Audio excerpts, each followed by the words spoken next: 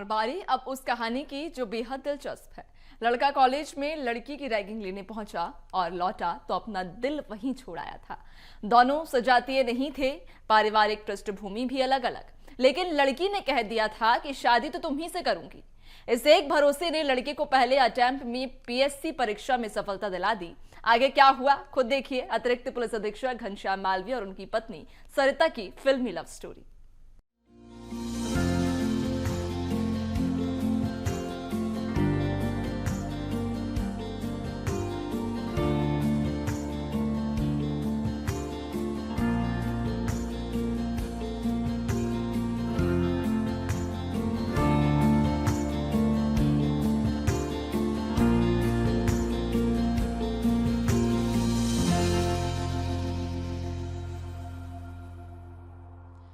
खुशबू की तरह गुजरो मेरे दिल की हर गली से और फूलों की तरह बिखर जाओ मुझ पर किसी दिन तो। दरअसल प्यार एक ऐसी चीज जो हर व्यक्ति अपनी जिंदगी में कभी ना कभी किसी ना किसी से जरूर करता है, लेकिन प्यार की कुछ कहानियां अधूरी रह जाती हैं तो कुछ मुकम्मल हो जाती हैं। प्यार कभी भी किसी से भी हो सकता है। प्यार की कोई उम्र, कोई सीमा, कोई जात या कोई धर्म नहीं होता है। आज ऐसा ही एक उदाहरण हम सबके बीच में है और हम उनसे भी चर्चा करेंगे, उनसे भी जानेंगे कि उनके प्यार की क्या वो कहानी रही है। हमारे साथ हैं अतिरिक्त पुलिस अधीक्षक घनश्याम मालवीय जी और उनकी धर्मपत्नी सरिता जी हमारे साथ मौजूद हैं और उनके जीवन में जो उनकी अर्धांगिनी है उनसे कैसे मिले, कैसे उनकी वो प्रेम कहानी आगे बढ़ी, उन्हीं से हम जानेंगे। सरिता जी, पहले दिन से लेके आज तक मैं तुमसे प्यार करता रहा हूँ और मरते दम तक करता रहूँगा और तुम ऐसे ही मेरा साथ देती रहना। I love you ji. Love you।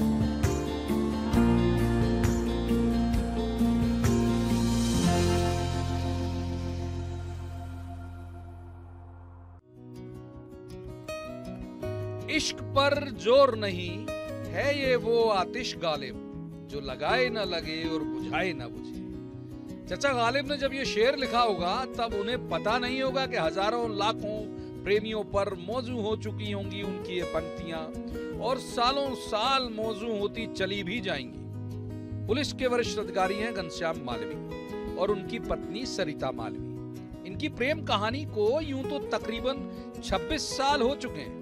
पुरानी हिंदी फिल्मों में हीरो हीरोइन के मिलन में जितने भी अवरोध आते हैं कमोबेश उतने ही इनकी लव स्टोरी में भी आए। इनकी शुरुआत तो कॉलेज में रैगिंग के नाम पर झगड़े से हुई थी, लेकिन झगड़े से शुरू हुए संवाद में इश्क बेशुमार है ये शायद दोनों तभी जान गए थे। दोनों के चेहरे का रंग प्यार का नाम सुनकर आज तक गुलाबी हो जाना इस बात की जमानत है और फैज अहमद फैज साहब के शेर को सार्थक भी करता है कि और क्या देखने को बाकी है, आपसे दिल लगा कर देख लिया।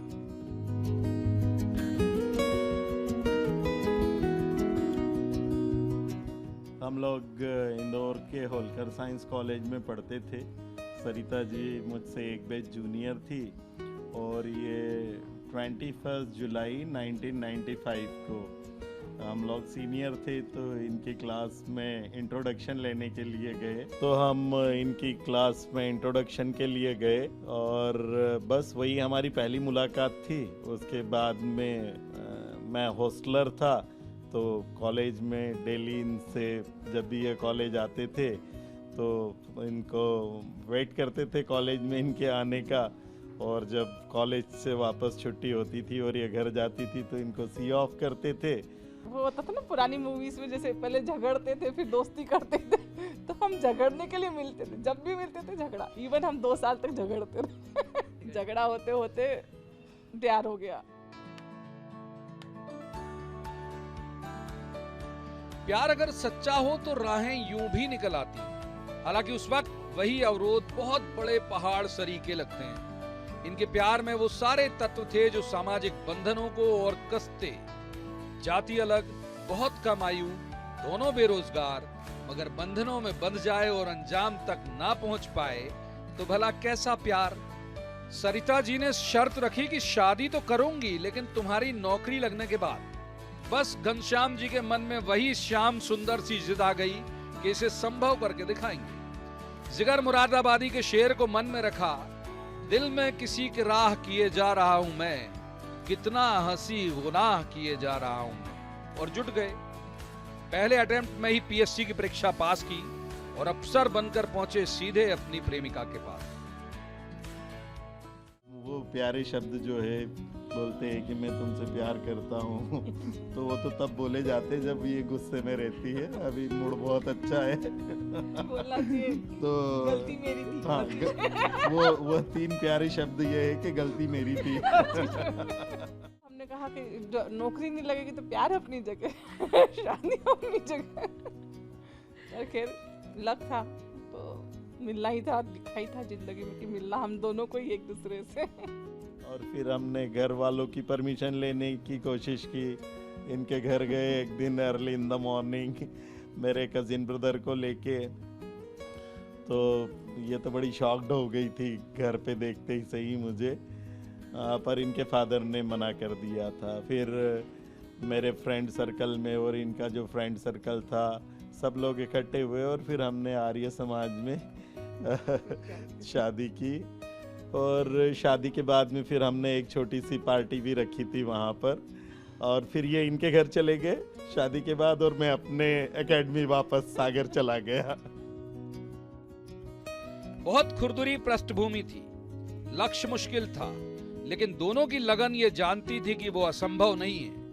सरिता जी ने भले ही बोला मुस्तफा जैदी के शेर के भाव में कि इन्हीं पत्थरों पर चलकर अगर आ सको तो आओ, मेरे घर के रास्ते में कोई कहकशां नहीं है, और उस पर बखूबी चलकर दिखाया घनश्याम जी ने। और अब सालों से महक रही है इनके जीवन की बगिया।